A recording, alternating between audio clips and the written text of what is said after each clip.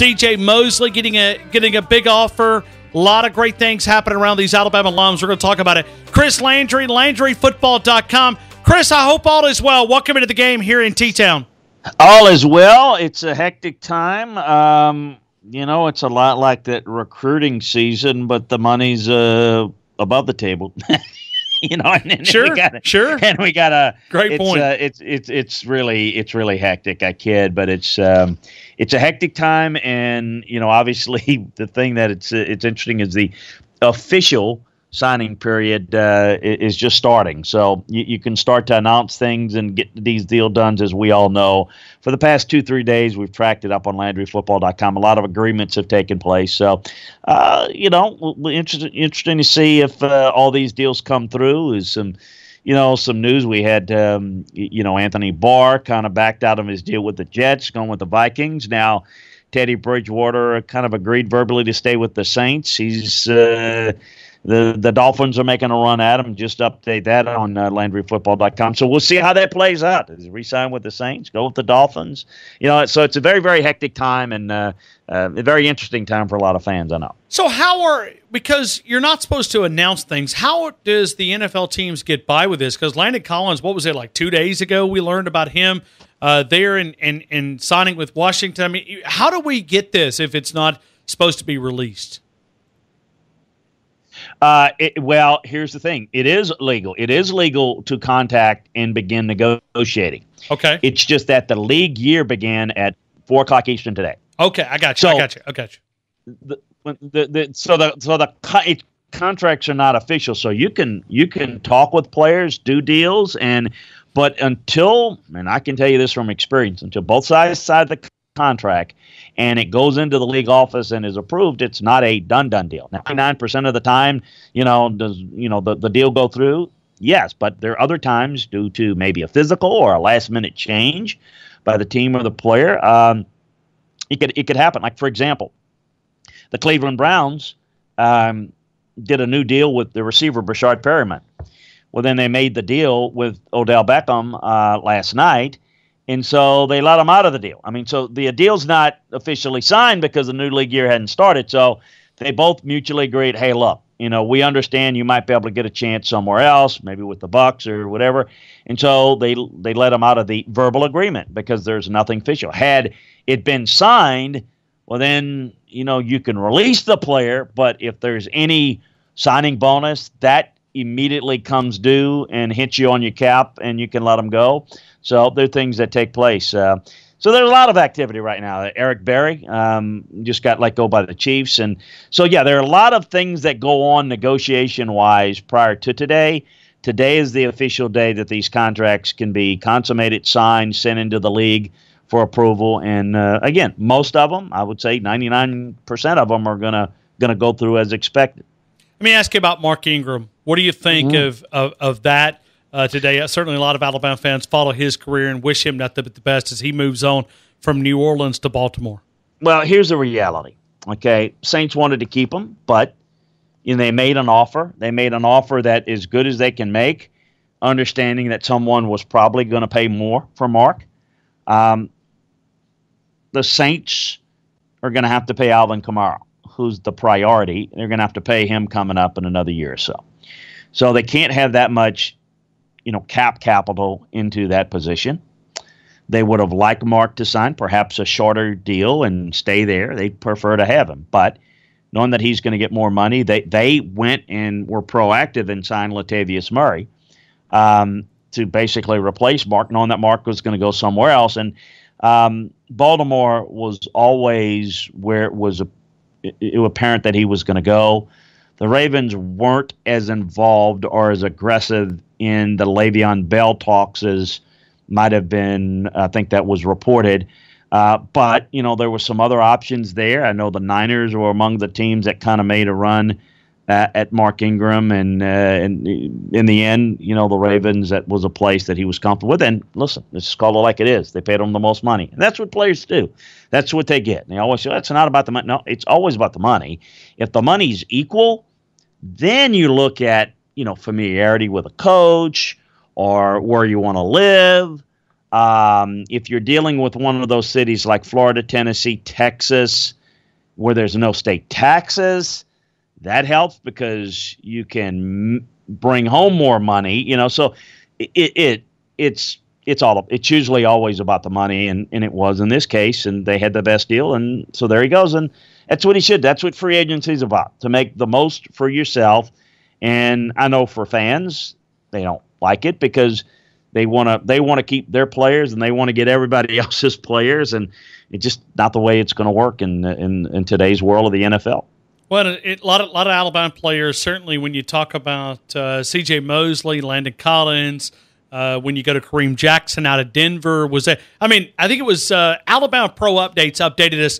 $238 million has been spent on like 4 Alabama players in 2 days. Not too bad for Nick Saban. No. I'm sure there'll be a billboard at some point talking about the success. It's not. But let me say this, and I'm going to give the public service announcement. Okay.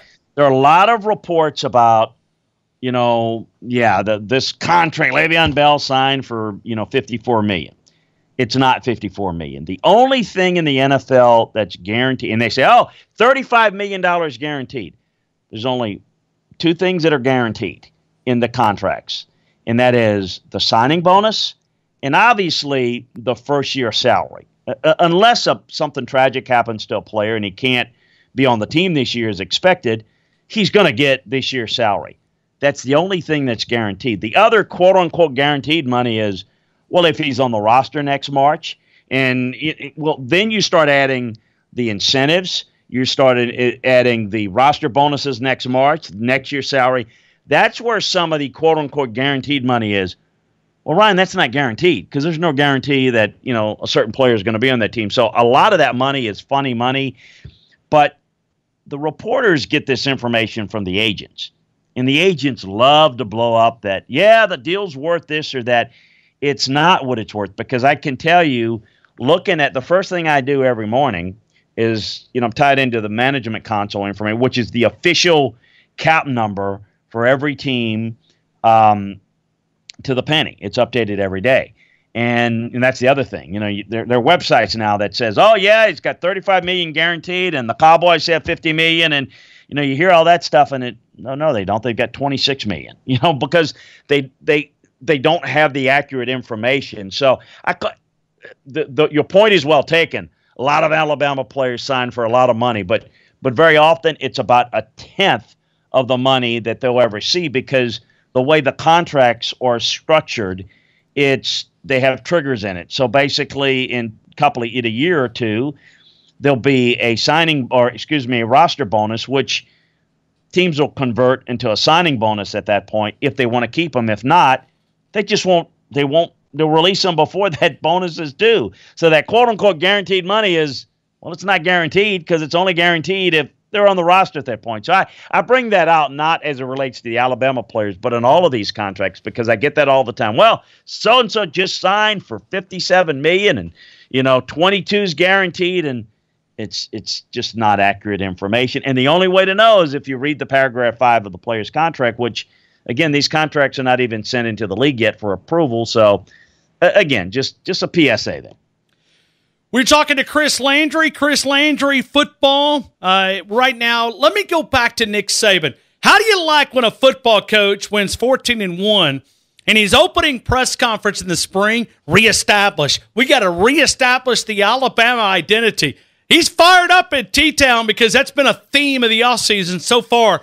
3 appearances from Nick Saban in the offseason, and he's used this reestablish, Alabama factor, Alabama way. It's like a point of the offseason. He's used it every time we've been given a chance to listen to Nick Saban. Well, and that's his way of kind of emphasizing what he's told the players, in their meeting room. I mean, it is not happy with how it finished. And you're seeing a reaction that's a little bit different than the one when they lost to Clemson in a close game.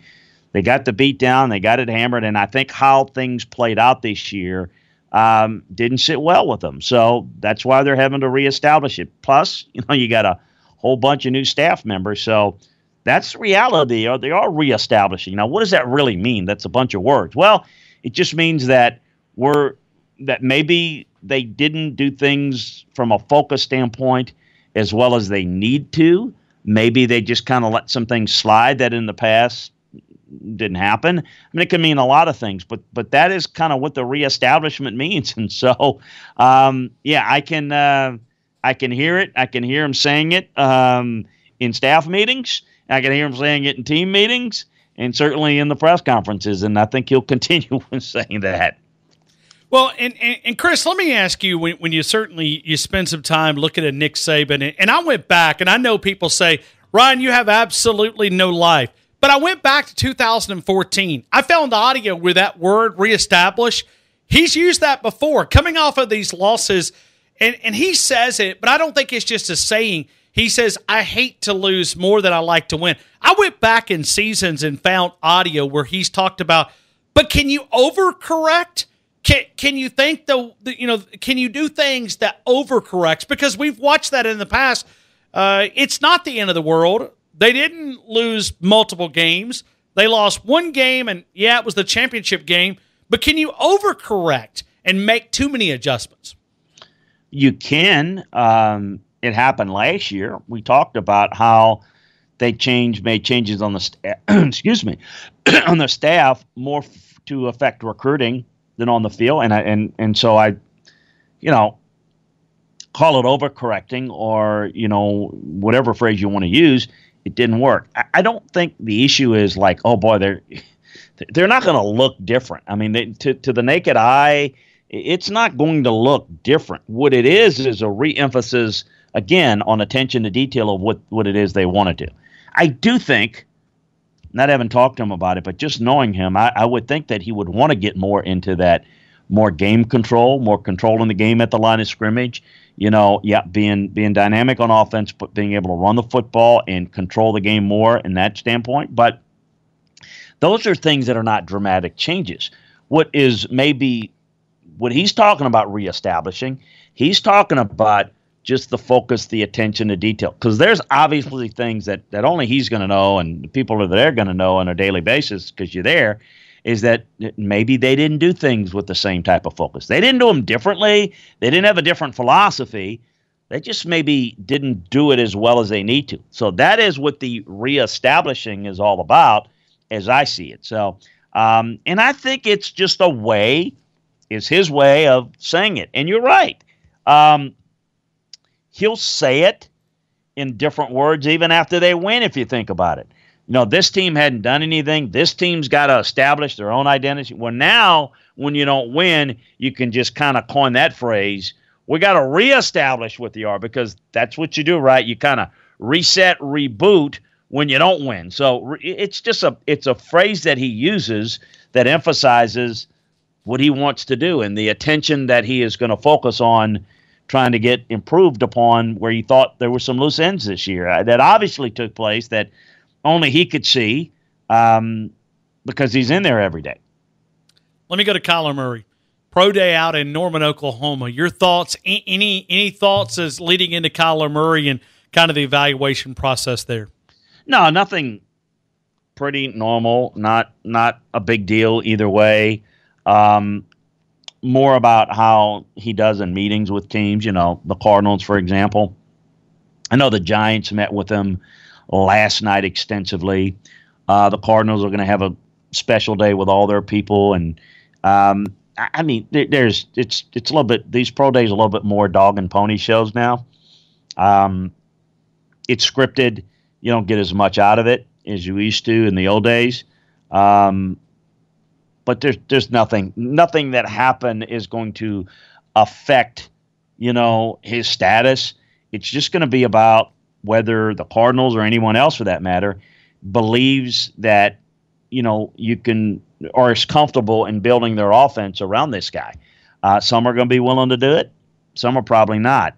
Knowing the Giants' history and knowing Dave Gettleman, I don't think so. I think the Cardinals are a real possibility because I think that's probably the style that Cliff Kingsbury wants to run. I still can't believe he's the head coach in the NFL now, but he is, and he could have a tremendous impact on what they try to do. So, listen, I think he's a dynamic playmaker. You just have to embrace what he can do and understand that. The draft is about not what people think. People think people focus on mock drafts and who's the best this. It's not about that. It's about who fits you and who do you think are the best. The guy that is, maybe the best linebacker for the Seahawks is not going to be a guy that the Patriots are going to like because they run different systems. So how they view a player is a lot different than people think, and it varies from team to team. So it is about putting the proper grade on a player, understanding his value, and then moving on from it. And with Kyler Murray, it's the same thing there. We're talking with Chris Landry, LandryFootball.com, LandryFootball.com. Chris, we have a lot of interest in Cleveland here in Tuscaloosa because of Freddie Kitchens' ties back to the University of Alabama. Your thoughts on what they've been able to do, and where do you see this franchise going? Well, I'm excited as a reunitement of Odell Beckham and Jarvis Landry at LSU, and ironically, Adam Henry, who's the receiver coach of the Browns, was the receiver coach at LSU when those guys were there. So you talk about bringing them all back in board. That room is going to be very familiar. Got a young, dynamic quarterback, pretty solid offensive line, good backs, and, of course, if Kareem Hunt can do anything for them, they're going to have a really good backfield. A defense that's got some players, still need some more work. They got him, Odell Beckham, that is, for, I think, a really good price. And I like what they've done. I think that talent-wise, they can compete in that division this year. Now, they're still got some work to do, but as do the other teams, and we'll see how it plays out, how the rosters look at the end of the personnel season, as I like to call it, which is a long way from now. We've got the draft, and we've got the latter stages of free agency, which is where most teams do their best work in free agency, is in the second and third wave of free agency, where you get better bang for your buck, so to speak. But I'm excited about what the Browns are doing. I like I am in college, in the NFL, work with so many of these people. I don't have favorites, and I like a lot of people and pull for people and involved in trying to consult and help people.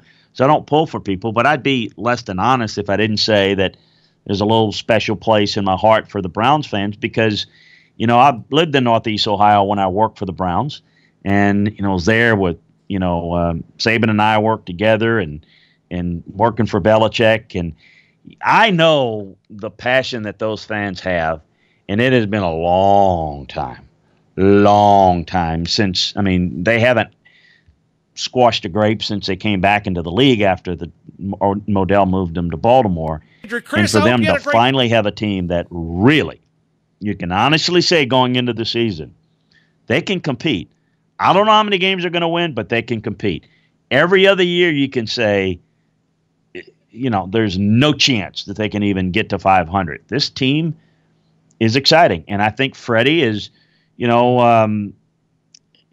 did a good job last year, and he's going to be quite a challenge for him. But I think he's got a good team that he's going into the season with, so he's got a lot of arsenal at his disposal. Chris Landry, LandryFootball.com. Chris, when you look at the teams that have been in the winners so far, who have been the big winners when you talk about the NFL right now? Well, I think it's way early. Sure. And let me just say this. If you study free agency, the teams that are the most active in the early stages of free agency are most active because they haven't drafted very well. And the teams that are the most active and get the most publicity in March, we never talk about in the fall. They never translate to success on the field. Because here's what happens. The definition of free agency is the best players available are literally the best players that other teams don't want anymore. They decided for medical reasons, for character reasons, for football reasons that they don't want them, and that's who you're picking. This is not like recruiting where you're going out and getting the best players. This is a little different. This is like, okay, this is who's available. But what you see is a lot of teams that maybe out of desperation are deciding we need to make something happen. We need to get better in a hurry, or I'm not going to have my job anymore as a GM or as a head coach.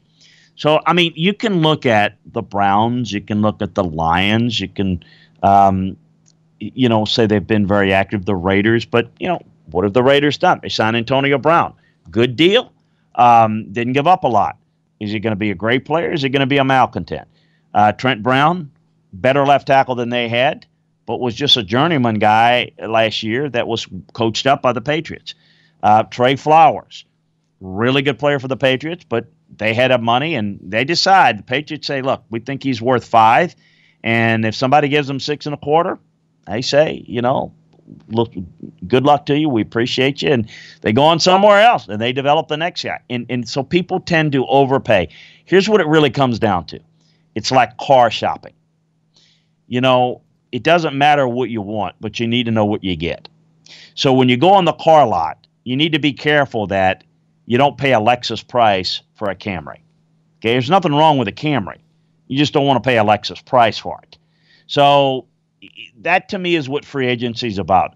Understanding what the value is of the player and making a good deal that's going to help your team. Because the minute you pay a Lexus price for a Camry, then what are you going to have to pay for a Lexus? And, all of a sudden now you got a roster with average players and you got no cap room because you've given average players good players great money, great players obscene money, and you got a messed up roster. So I think that's kind of my definition of free agency. And so I think that, to me, we're not going to really know in my mind who's done the best job until it's all done. Here's the other thing that people don't take into account. Nobody gives any credit to the teams that sign their own players. It's like, if you draft well and you sign your own players, it seems like the media doesn't give any credit to that. Sure. It's like only when you go sign somebody else, the grass is not always greener. And again, I think if you follow it, how many times have the Washington Redskins been crowned champions of March, and they haven't done anything in years and years and years. So I'm always cautious about saying, well, the winner's here, the winner's there. I like some things that teams have done, but I like maybe like this move, don't like that move. And, things like that, I kind of pick apart and say, this makes sense, that doesn't make as much sense. And how you go ahead and grade it as an A, B, or C, I don't really even get into that, because I understand that if you're the Detroit Lions, you're not in the same situation that you're in with the Patriots. You don't have as much time, so you probably need to make a move and be more aggressive. So you have to factor all that into. Chris, let me ask you about my Dallas Cowboys just real quick. There's another one, and you follow them. So if you look at their history, go sign big guys. They take big, and that was Jerry. Now, Will McClay and Steven, his son, is a little bit more level-headed. Not an evaluator himself, but they're a little bit more prudent about what they're doing. And so they don't have as many bad contracts. They still have some. But they got to understand it. That's the other thing is got to sign Zeke Elliott. They're going to have to sign Dak Prescott. So, when you see about cap room and all that, you have to factor in. It's like saying, well, you're going to get your paycheck this week, go and spend it. Well, no, you got to allow for that mortgage payment, maybe 1 or 2 car payments. You got to pay for the kid's school. that money's allocated for. Well, it's the same thing in a budgeting in an NFL organization. You need to allocate that money correctly. And they put the tag for the second year in a row on Lawrence. It's going to cost them not 14 but $20 million. We'll see whether they're able to get a long-term deal. He doesn't want to sign the tender. So they feel like they're pretty close. But they still got some holes. They're going to have to really have a good draft because I think the rest of the division is going to get a little bit better, as it does most years. Chris, when we talk about following one team, I do that. You follow all the 32 NFL teams. You follow the major college programs, scouting season, free agency. There's no better place to connect with all that information than LandryFootball.com. Chris provides that veteran NFL scout who's been an administrator, provides those insight that you need. Chris Landry takes you step by step through this free agent draft process leading into the Nashville, Tennessee. We're all counting down to that. Learn what those NFL teams and college programs already know by joining LandryFootball.com today. Free agency, the NFL draft, college recruiting, coaching moves, roster analysis on both the college and the NFL teams, and all the latest inside scoop. Rush the Field podcast, available there every Wednesday. The Landry Football podcast every Tuesday and Thursday. You'll find it for less than a magazine subscription. And now with that special postseason discount scouting season, I've also enjoyed the War Room newsletter. Go and sign up. Every Friday we get one of those, and all you have to do is just drop your email right there, LandryFootball.com. As Chris always likes to say, if you love football, you're going to love LandryFootball.com. Chris, as always, thank you so much for your time, man, and I hope you have an amazing week. Hey, thank you. You do the same. Talk to you next week.